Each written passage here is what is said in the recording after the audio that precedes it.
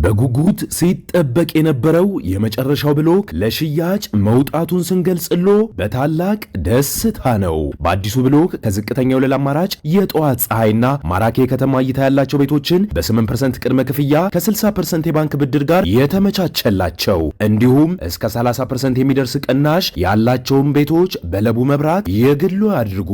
በእኛ በኩል ሲመጡ ልዩ ቅናሽ ያዘጋጀን ሲሆን እንዲሁም 2 ቤት ለገዛ 1 ቤት በነጻ የሚያገኙ በትን የዕጣ ኩፖን ያገኛሉ። ለበለጠ መረጃ በ0923 257924 ላይ አለያም በ0912 6837 13 ላይ ይደውሉ። ጤና ይስጥልን አድማጮች፣ ይህ አዋዜ ልዩ ላልሰማችሁ ነው። ከመረጃዎቹ ጋር አብርሃም መኳንንት ነኝ። የመንግስታቱ ድርጅት ኢትዮጵያ ኤችአይቪን ለመከላከል ለዓመታት በቆየ ልፋት ያገኘችውን ውጤት ወደ ኋላ የሚመለስ ሁኔታ እንደገጠማት ገለጸ። እኔ የበኩሌን ባደርግም ስጋት ገብቶኛል ብሏል። የ9 ዓመት ታዳጊን አግተው 3 ሚሊዮን ብር ማስለቀቂያ የተቀበሉ 2 ግለሰቦች ተፈረደባቸው። በኢትዮጵያ በ300 ቀናት ውስጥ የዶላር የምንዛሬ ዋጋ 128 በመቶ ጭማሪ እንዳሳየ ተገለጸ። ንጹህ የመጠጥ ውሃ የሚያገኙ ኢትዮጵያውያን 40 ከመቶ አይበልጡም መባሉ ሲሰማ፣ ሻሸመኔና ጎንደር ንጹህ የመጠጥ ውሃ የሚጠጡበት መጠን በጣም ዝቅተኛ ነው ተብሏል።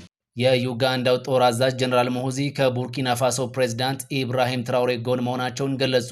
ጀነራል ሞሁዚ ትራውሬ የያዙት አቋም የኔም አቋም ነው፣ ስለሆነም ከጎናቸው ነኝ ብለዋል። ሁሉንም ጉዳዮች በዝርዝር እናስደምጣቸዋለን። አብራችሁን ቆዩ። ኢትዮጵያ ኤችአይቪን ለመከላከል በዓመታት ልፋት ያገኘችው ውጤቶች ወደኋላ እንዲመለሱ መፍቀድ የለብንም ሲል የመንግስታቱ ድርጅት አሳሰበም።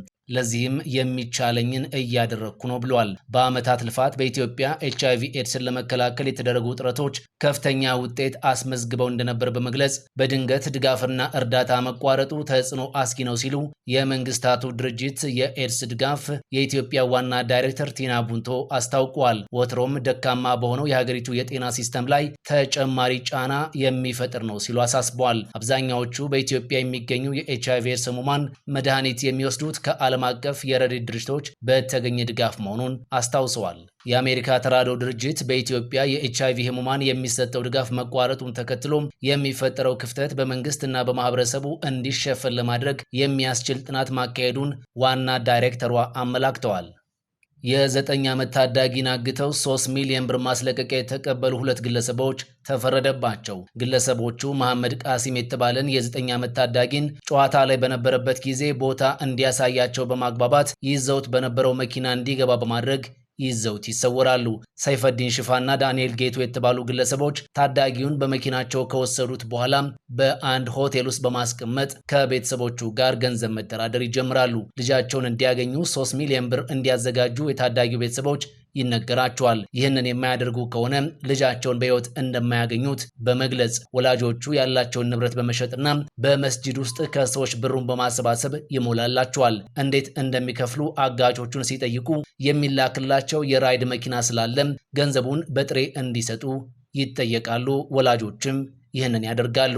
በዚህ መሰረት ክፍያውን ከፈጸሙ በኋላ አጋቾቹ ልጁን ከወሰዱበት ቦታ መልሰው ያስቀምጡታል። ይህ ሁሉ ሲሆን አባት የራይዱን ታርጋ ፎቶ አንስተውት ስለነበረ በተደረገ ክትትል ግለሰቦቹ በቁጥጥር ስር ዋሉ። ጉዳያቸውን ሲመለከት የቆየው የሸገር ከተማ ከፍተኛ ፍርድ ቤት በግለሰቦቹ ላይ የ11 ዓመትና የ10 ዓመት እስር እንደፈረደባቸው ተሰምቷል። በኢትዮጵያ በ10 ወራት ውስጥ የዶላር ምንዛሬ 128 በመቶ ጭማሪ እንዳሳየ ተሰማ። ባለፈው ዓመት ሐምሌ ወር ላይ ገበያ መር የውጭ ምንዛሬ ማሻሻያ ከተደረገ በኋላ የዶላር ምንዛሬ 128 በመቶ ጭማሪ አሳይቷል። አዲሱ የውጭ ምንዛሬ አስተዳደር ይፋ ከመደረጉ በፊት አንድ የአሜሪካን ዶላር የመግዣ ዋጋ በንግድ ባንኮች 57 ብር ገደማ ነበር። ዛሬ ባለው የዕለቱ ምንዛሬ ዋጋ ደግሞ አንድ የአሜሪካን ዶላር 131 ብር እየተገዛ ይገኛል። የኢትዮጵያ ንግድ ባንክ ለበርካታ ወራት አንዱ የአሜሪካን ዶላር 124 ብር እየገዛና 2 ብር ጨምሮ ሲሸጥ ከርሞ ካለፈው ሳምንት ጀምሮ ግን 4 ብር ጭማሪ አድርጎ 128 ብር ሲገዛ ቆይቷል። ባንኩ በአንድ ሳምንት የ7 ብር ጭማሪ በማድረግ አንዱን የአሜሪካን ዶላር 131 ብር ገዝቶ በ133 ብር እየሸጠ ይገኛል። ብሔራዊ ባንክ ለባንኮች የውጭ ምንዛሬ በጨረታ እየሸጠ ሲሆን ባለፈው ሳምንት በነበረው ስድስተኛው ዙር ጨረታ 50 ሚሊዮን ዶላር ቀርቦ 14 ባንኮች በአማካኝ በ133 ብር ከ17 ሳንቲም ገዝተዋል። የውጭ ምንዛሬ ዋጋ በገበያው እንዲመራ መደረጉ የጥቁር ገበያውን ያዳክመዋል ተብሎ የነበረ ቢሆንም በዚህ ወቅት ግን አንዱ የአሜሪካን ዶላር በጥቁር ገበያው እስከ 154 ብር ድረስ እየተመነዘረ ይገኛል። ንጹህ የመጠጥ ውሃ የሚያገኙ ኢትዮጵያውያን 40 በመቶ አይበልጡም መባሉ ተሰማ። በገጠር አካባቢዎች ደግሞ 70 በመቶ የሚሆነው ሕዝብ ንጹህ የመጠጥ ውሃ የማያገኝ እንደሆነ ታውቋል። ጎንደር፣ ሻሸመኔና ሰሜን ወሎ ውስጥ ያሉ ከተሞች በከተማ ደረጃ ከፍተኛ የመጠጥ ውሃ ችግር ያለባቸው መሆናቸው ታውቋል። ሻሸመኔ በኢትዮጵያ ካሉ ከተሞች ከፍተኛ ንጹህ የመጠጥ እጥረት ያለባት ቀዳሚዋ ከተማ ነች ሲባል ጎንደርም በተመሳሳይ ችግር ላይ ትገኛለች ተብሏል። ሻሸመኔ ከተማ ከ48 ዓመት በፊት ለ80 ሺህ ሕዝብ ተብሎ በተገነባ የውሃ ጉድጓድና መስመር ዛሬም ድረስ እየተጠቀመች እንደሆነ ተመላክቷል። በአሁኑ ሰዓት የከተማዋ ሕዝብ ብዛት ከ370 ሺህ በላይ ደርሷል። የውሃ ማማ ተብላ በምትጠራው ኢትዮጵያ የንጹህ መጠጥ አቅርቦት በፈተና ውስጥ ነው ያለው። ከላይ ከተነሱት ከተሞች በተጨማሪም በጉራጌ ዞን ወልቂጤ ከተማ ከ6 ወር በላይ የውሃ አቅርቦት የማይኖርበት ሁኔታ መኖሩ ተደጋግሞ ሲነሳ ቆይቷል። ክልሎችና ከተሞች የኮብልስቶን መንገዶችን ለመስራት ቅድሚያ እንደሚሰጡት ሁሉ ለውሃ አቅርቦትም ተመሳሳዩን እንዲያደርጉ ተጠይቋል። በአማራ ክልል ሰሜን ወሎ ዞን ቡግና ወረዳ ሴቶችና ህጻናት ንጹህ የመጠጥ ውሃ ለማግኘት ረጅም ሰዓታትን በቀን ውስጥ እንደሚያሳልፉም ተነግሯል። የጎንደር ከተማም ከፍተኛ የንጹህ መጠጥ ውሃ ችግር ያለባት ከተማ እንደሆነች ነው የተመላከተው። የውሃና ኢነርጂ ሚኒስትር ዶክተር ሀብታሙ ኢተፋም ሻሸመኔ ከተማ ኢትዮጵያ ውስጥ ካሉ ከተሞች በጣም ትልቅ የውሃ ችግር ያለባት ከተማ መሆኗን አንስተው ችግሩን ለመቅረፍ ብድር ያስፈልጋል ብለዋል። ብድሩን ለማመቻቸት ደግሞ የከተማ አስተዳደር ቢዝነስ ፕላን ማዘጋጀት ይጠበቅበታል ነው ያሉት። የላሊበላ ከተማ ከፍተኛ የመጠጥ ውሃ ችግር ያለባት መሆኑ ታውቋል ያሉት ሚኒስትሩ ትልቅ ትኩረት ተሰጥቶ በመንግስት በኩል እየተሰራ እንደሚገኝም ገልጿል። የፌዴራል መንግስት ለ2017 ዓመት በጀት ካጸደቀው 971.2 ቢሊዮን ብር ውስጥ ለውሃና ኢነርጂ የተመደበው 25.26 ቢሊዮን ብር ነው። ከአጠቃላይ በጀት ውስጥ 3.4 በመቶ ድርሻ ያለው የውሃና ኢነርጂ ዘርፍ ሲሆን ከመደበኛና ከካፒታል ወጪዎች ዝርዝር አንጻር 7ኛ ደረጃ ላይ የተቀመጠ ነው። በመጨረሻም የዩጋንዳው ጦር አዛዥ ጀነራል ሙሁዚ ከቡርኪና ፋሶ ፕሬዝዳንት ኢብራሂም ትራውሬ ጎን መሆናቸውን ገለጹ። ፕሬዝዳንት ኢብራሂም ትራውሬ የያዙት አቋም የኔም አቋም ነው ያሉት የዩጋንዳው ጦር አዛዥ ጀነራል ሙሁዚ ከፕሬዝዳንቱ ጎን መሆናቸውን ይፋ አድርገዋል። በብዙ አወዛጋቢ ድርጊታቸው የሚታወቁት የዩጋንዳው ጦር አዛዥ ጀነራል ሙሁዚ ካይኔሩጋባ ትራውሬ ጸረ ኢምፔሪያሊስቶችን በመዋጋት ላይ ይገኛል፣ በዚህ ሂደትም ልናግዘው ይገባል ብለዋል። የትራውሬ ህልም ከህልማችን ጋር አንድ ነው፣ እናም ደጋፊው ኃይላችንን አስተባብረንም መዋጋት ይኖርብናል ማለታቸውን አሳውቀዋል።